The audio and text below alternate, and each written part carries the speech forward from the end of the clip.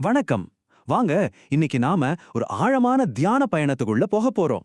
ஸ்ரீ லலிதா சஹஸ்ரநாமத்தில் இருக்கிற சில அற்புதமான நாமங்கள் வழியா எந்த ஒரு குணமும் உருவமும் இல்லாத அந்த பரம்பொருளை பற்றி சிந்திக்கலாம். வார்த்தைகளால விவரிக்கவே முடியாத அந்த மகா உண்மையை நாம சேர்ந்து ஆராயலாம். பொதுவா இறைவனை அடைய ரெண்டு வழிகள் இருக்குன்னு சொல்லுவாங்க இல்லையா? ஒன்னு சகுன உபாசனை, அதாவது நாம பார்க்குற உருவங்கள், கேட்குற கதைகள், அவங்களுக்கு இருக்கிற குணங்கள் வழியா வழிபாடுறது, இது பக்தி மார்க்கம்.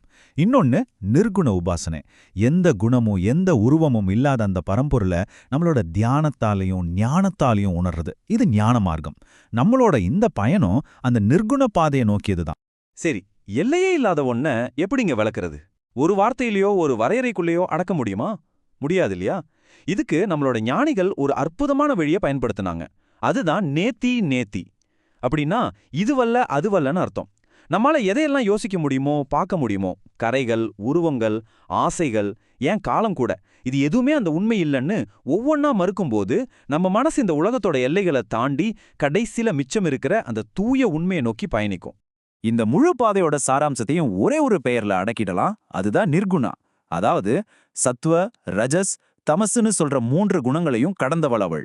இனி நாம பார்க்க போற ஒவ்வொரு நாமமும் அவளோட இந்த குணமற்ற தன்மையை புரிஞ்சிக்க நமக்கு உதவ போற ஒரு கருவிதான். நம்ம தியான பயணத்தோட முதல் அத்தியாயம் குறைகளை கடந்து செல்லுதல். அந்த தெய்வீகம் எப்படி எல்லா விதமான கரைகளுக்கும் குறைகளுக்கும் அப்பாற்பட்டதுன்னு விளக்குற நாமங்களை பத்தி இப்போ நாம சிந்திக்க போறோம். நிர்ஜலபா, அதாவது அவள் களங்கமற்றவள். மாயைன்னு சொல்ற கரைகள் எதுவுமே அவளை தீண்டாது. நிர்மலா, இந்த நாமத்தோட பொருள் மாசற்றவள். எந்த ஒரு சின்ன அசுத்தம் கூட இல்லாத முழுமையான தூய்மை அவள். சரி, இப்போ நம்ம சிந்தனையோட அடுத்த கட்டத்துக்கு போகலாம். அந்த பரம்பொருள் எப்படி உருவங்களையும் தனக்குள்ள எந்தவிதமான பிரிவினைகளும் இல்லாம இருக்குதுங்கிறத புரிஞ்சுக்க முயற்சி பண்ணலாம். நிராகாரா, அவளுக்குன்னு ஒரு உருவம் கிடையாது. எந்த ஒரு வடிவத்தாலேயோ ஒரு அமைப்பாலேயோ அவளை கட்டிப்போடவே முடியாது. நிஷ்கலா, அவளை பிரிக்கவே முடியாது. அவளுக்கு பாகங்கள் கிடையாது. அவள் ஒரு முழுமையான தடையற்ற ஒரு பொருள். அடுத்ததா நம்ம மனசுல இருக்கிற கொந்தளிப்புகள், குழப்பங்கள், ஆசைகள், இது எல்லாத்தையும் கடந்த அந்த தெய்வீகத்தோட அமைதியான இயல்பை நாம தியானிக்கலாம். சாந்தா, அவள் பரிபூர்ணமான அமைதியானவள். சொல்லப்போனா அவள்தான் அமைதியின் சாரமே. நம்மள ரொம்பவே கட்டுப்படுத்துற ஒரு விஷயம் காலம் இல்லையா? இறந்த காலம், நிகழ்காலம், எதிர்காலம். ஆனா அந்த பரம்பொருள் இந்த காலத்தின் கட்டுகளுக்கெல்லாம் அப்பாற்பட்டது. அதை இப்போ ஆராயலாம். நித்யா, அவள் நித்தியமானவள். அவளுக்கு அழிவே கிடையாது. எந்த ஒரு மாற்றத்துக்கும் உட்படாதவள்.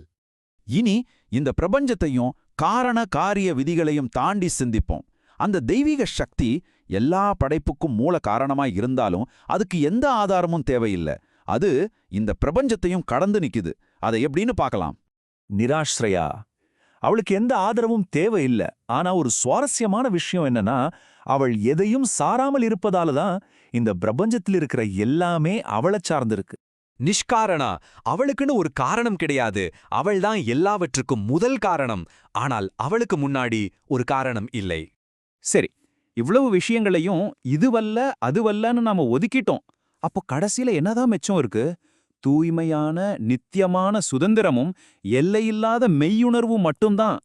நித்தியமுக்தா, அவள் நித்தியமாகவே விடுவிக்கப்பட்டவள். எல்லாவிதமான கட்டுகளிலிருந்தும் என்றென்றைக்குமாக விடுபட்டவள். அந்த மெய்ப்பொருள் எல்லா இடத்துலயும் இருக்குன்னு சொல்றோம் இல்லையா? அத நிரந்தரா என்ற நாமம் ரொம்ப அழகா விளக்குது. அதாவது அவள் இடைவெளியற்றவள்.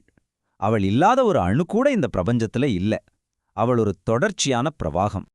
யோசிச்சு பாருங்க, இந்த நேத்தி பயணம் நம்மள ஒரு வெறுமையிலையோ சூனியத்திலையோ கொண்டு போய் விடல. அதுதான் இங்க இருக்கிற ஆச்சரியமே. அதுக்கு பதிலா அந்த நிர்குண பிரம்மத்தோட முழுமைய, அதாவது பூர்ணத்தை நமக்கு காட்டுது. அவ அமைதியான உணர்வுள்ள ஆனந்தமான ஒரு அடித்தளம். அது மேலதான் இந்த பிரபஞ்சமே ஒரு நாடக மாதிரி தோன்றி இயங்கி அப்புறம் மறையுது. ஆனா இதெல்லாம் வெறும் தத்துவமா கேட்டுட்டு போறதுக்காக இல்ல. இந்த நாமங்களை மனசுக்குள்ள சொல்லி பார்க்கறதும் தியானம் பண்றதும் ஒரு ஆழமான ஆன்மீக பயிற்சி, ஒரு சாதனை. நாம அந்த தெய்வீகத்தோட எல்லையில்லாத தன்மையை தியானிக்க நம்மளோட உணர்வும் மெல்ல மெல்ல விரிவடையும். கடைசியில இங்க நாம விவரிச்ச அந்த பரம்பொருளும் நாமும் வேற வேற இல்ல, ரெண்டு ஒண்ணுதான்னு உணர்றதான் இதோட உச்சக்கட்ட நோக்கம்.